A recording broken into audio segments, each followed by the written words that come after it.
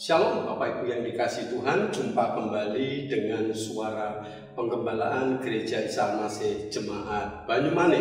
Dan hari ini adalah di bulan Desember, di mana kita menyebutnya menjadi masa Advent, masa penantian Tuhan yang akan datang untuk menyelamatkan kita, yaitu di mana masa ini adalah di saat kita bersama merayakan Natal.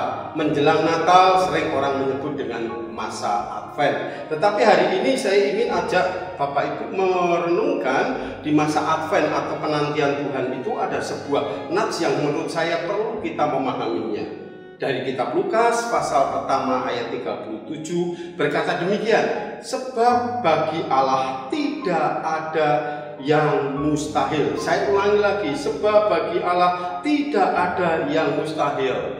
Pernyataan ini menjadi pernyataan umum dan diketahui oleh banyak orang, dan kadang juga sering ketemu dengan penafsiran yang keliru. Mengapa? Karena kalau disebut bagi Allah tidak ada yang mustahil, maka segala sesuatunya kita boleh melakukan segala-galanya karena kita meyakini bagi Allah tidak ada yang mustahil. Apakah benar seperti itu? Sehingga kesannya sebagai orang Kristen menjadi orang yang hebat, yang luar biasa.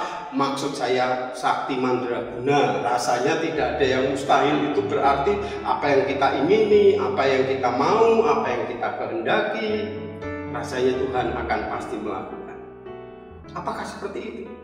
Padahal kalau kita membaca teks Alkitab yang kita baca, konteks yang dimaksud dengan kata sebab bagi Allah tidak ada yang mustahil, itu adalah sebuah jawaban yang diberikan Allah kepada Maria yang saat itu sedang meragukan, apakah mungkin aku belum menikah kok bisa melahirkan anak? Apakah mungkin itu terjadi? Allah menjawabnya, bagi Allah tidak ada yang mustahil. Walaupun dia diberikan bukti saudaramu Elisabeth juga mengandung, dia tetap tidak percaya. Maka Allah menyatakan bagi Allah tidak ada yang mustahil. Berarti bagi Allah tidak ada yang mustahil bukan berarti sewenang-wenang seenaknya kita untuk menafsirkan bahwa kita punya kekuatan lebih dan tidak ada yang bisa menandingi karena kita menjadi orang yang mempercayakan bagi Allah tidak ada yang mustahil. Bukan. Tapi justru kalau kita melihat teks ini, bagi Allah tidak ada perkara mustahil, berarti kalau sesuatu itu adalah sesuatu yang tidak memungkinkan, maka Allah bisa melakukannya. Segala sesuatunya pasti mungkin. Dalam hal apa? Dalam 3 perkara: rencana, kedaulatan, dan segala sesuatu yang berkaitan dengan keselamatan. Rencana Allah, kedaulatan Allah, dan keselamatan. Bukankah Yesus akan lahir itu memakai Maria menjadi saluran berkat untuk bisa mengandung, dan itu tidak mungkin dilakukan oleh yang lain kecuali dilakukan oleh Allah. Jadi kalau begitu bagi Allah tiada yang mustahil, diartikan kalau itu dilakukan sesuai dengan rencananya dan untuk maksud keselamatan bagi banyak orang. Maka dengan tidak mengurangi keyakinan saudara, jika saudara membutuhkan pertolongan, bagi Allah tidak ada mustahil, maka saudara punya pengharapan, ya. Tetapi apakah itu sesuai dengan rencana Allah dan rencana keselamatannya, itu perlu dipertanyakan. Saya pelayanan, kalau itu bukan rencana Allah, walaupun saya melakukan sesuatu yang hebat, tetapi kalau saya katakan itu bukan rencana Allah, tidak ada perkara mustahil, itu tidak terjadi juga bisa, karena tidak sesuai dengan rencana Allah.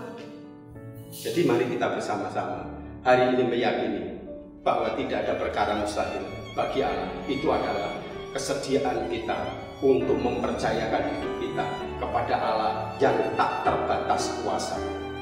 Maka jangan heran kalau respon dari Maria ayat 38 dinyatakan, sesungguhnya aku ini adalah hamba Tuhan, jadilah padaku menurut perkataanmu itu.